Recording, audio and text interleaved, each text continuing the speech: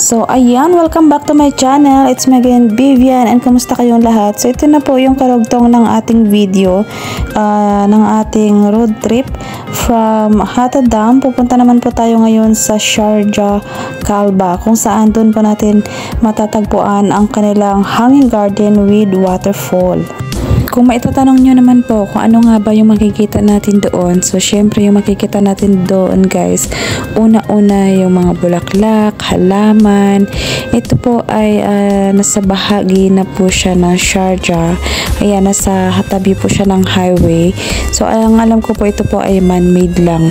So kung makikita nyo po yung tubig guys na bumabagsak, so ginawa po talaga nila yan para bilang tourist attraction nila dito sa Sharjah, United Arab Emirates. So ayan guys, fast forward na nga tayo. So unfortunately hindi po natin nahanap yung lokasyon ng hanging garden na yan dahil dinala po kami ng aming Google Map dito sa syudad ng Sharjah, which is hindi po ito yung location na hinahanap namin. So, by the way guys, mag-aalas 3 na po ng hapon sa mga oras na ito. Kaya naman, sobrang napapagod na po kami. Gayon din po yung aming driver para hanapin pa yung hanging garden na yan. So, better luck next time, ika nga. So, ayan naman, next namin gagawin, siguro pupunta kami ng Dubai. Try namin doon maghanap. And, ayan nga guys, so nakita namin yung beach na to.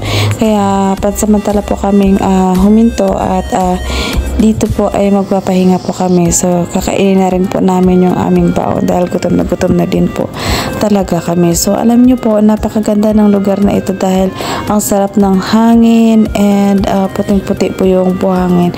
Para po siyang white beach kumbaga sa atin sa Pilipinas. Ayan. Ang pagkakaalam ko, ito po ay man-made lang din po. So, ayan, kain tayo guys. So, meron kaming itlog, hotdog, kanin, at iba pang ulam. So, ayan. After namin kumain yan, so pupunta kami ng Dubai. So alam niyo po, napakaganda sa lugar na ito dahil pwede po tayong maligo dito at magsuot ng swimsuit guys. Hindi po siya bawal. And iba't ibang tao rin po yung naririto, iba't ibang nationality. So ayan na nga. Umpisa na po kami magligpit and next destination namin ay pupunta po kami ng Dubai. So hindi po namin alam kung alin doon. So basta yung parang pinag-uusapan namin yung Riverland. Depende nga po kung marating namin yun or mahanap namin yung location nun dahil hindi pa rin po namin alam at yung driver namin hindi niya rin po alam kung saan po matatagpuan ang Riverland sa Dubai. So, ayan na nga guys. So, papunta na po tayo ngayon sa Dubai at unti-unti na rin po natin nakikita yung mga naglalakihan at nagtataasang building. And kung napapansin nyo po, nakikita na rin po natin yung kanilang Dubai Frame na tinatawag. So, napaka-famous din po yung Dubai Frame na ito. Kaya naman, hindi po natin ito palalampasin guys at dadaanan po natin ito. So, alam nyo po, sabi lang nila, yung Dubai Frame na ito ay isang museum or monument na matatagpuan sa Zaville Park, Dubai. At sila po yung may hawak ng record na the largest frame in the world. Dahil mayroon po itong height na 150.24 meters and ang lapad nito ay 95.53 meters at nakakalaga lamang po ito ng 230 million dirhams, o diba?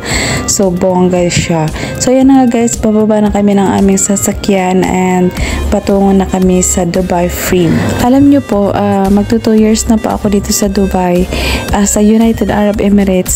So ang Dubai po kasi bahagi po ito ng United Arab Emirates, pero nasa Al Ain, Abu Dhabi po talaga ako na-assign. So doon po yung aking trabaho. So alam niyo po, so mag 2 years na po ako dito sa United Arab Emirates and ngayon lang po ako nakapunta dito sa Dubai guys. So ayan na nga, naglalakad na kami papunta doon sa Dubai Frame nila.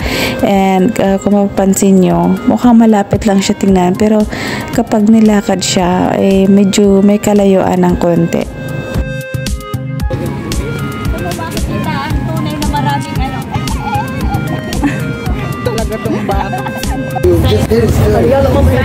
Going to the term.